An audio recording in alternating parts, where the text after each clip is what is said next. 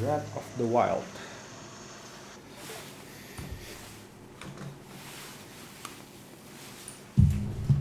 Oops.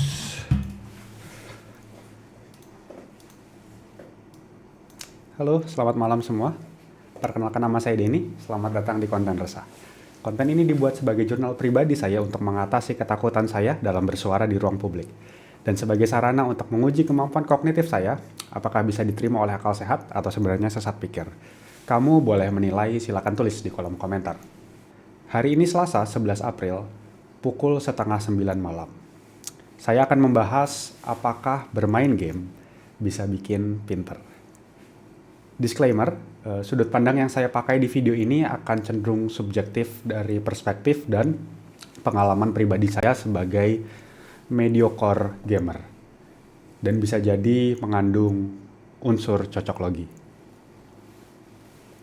Oke, jadi dari kecil saya punya privilege untuk diizinkan main game di waktu yang relatif lama dan difasilitasi oleh beberapa konsol game seperti Sega, Nintendo, PlayStation, dan PC. Karena mama saya itu cukup hobi main game, dari SD sampai SMA saya bisa main game 2-6 jam dalam satu hari. Walaupun nggak tiap hari ya, tapi cukup sering. Genre yang saya mainkan cukup beragam, dari RPG, main Suikoden, Final Fantasy, Harvest Moon, lalu game olahraga seperti Winning Eleven, PES, Smackdown, lalu game petualangan seperti Digimon, Resident Evil, GTA, Assassin's Creed, dan game MOBA seperti Dota dan LOL. Dan ratusan game lainnya. Lalu apakah main game bikin saya jadi pinter? Ngomongin soal kecerdasan, seorang psikolog bernama Howard Gardner di tahun 1993 mengklasifikasikan 9 tipe kecerdasan. Gambarnya bisa dilihat di sini. Ada naturalistic intelligence, musical intelligence, logical mathematical intelligence, existential intelligence, interpersonal, linguistic, bodily kinesthetic, intrapersonal, dan spatial intelligence. Detailnya kalian bisa cari tahu sendiri. Saya sendiri cukup percaya diri dengan kemampuan kognitif saya. Kalau ngomongin kecerdasan nih yang terukur, dari kelas 1 sampai 6 SD, saya itu ranking 30-an dari 34 sampai 36 siswa. Kelas 1 sampai 3 SMP, saya ranking 15 sampai 20-an dari 40 siswa. SMA saya ranking 11 sampai 17-an dari 40-an siswa. Dan di kuliah saya ranking 1 sampai 2 di kelas dan lulus dengan predikat cum laude. IQ saya sendiri cukup standar, jadi di SMP itu saya pernah ikut tes IQ yang cukup resmi dari sekolah dan dapat skor, saya lupa, antara 126 atau 128. Dan itu tes IQ terakhir yang saya lakukan. Again, ranking dan IQ bukan satu-satunya indikator kecerdasan seseorang ya. Lalu ngomongin bermain game. Dari bermain game, berdasarkan tipe kecerdasan yang tadi, saya merasa cukup unggul di kecerdasan logika matematika, spasial, dan intrapersonal. Saya cukup percaya diri dengan kemampuan problem solving dan critical thinking saya. Waktu kuliah saya pernah dapat nilai 110 di mata kuliah logika matematika, karena ada bonus soal yang saya bisa kerjain. Dan saya juga sempat menjadi pengganti dosen untuk mata kuliah 3 dimensi. Saya juga juara lomba robotik di kuliah, dan di SMP saya pernah mewakili sekolah di Olimpiade Matematika tingkat provinsi, dan hanya lolos sampai tahap itu. Lalu apakah itu terkait dengan kebiasaan saya bermain game?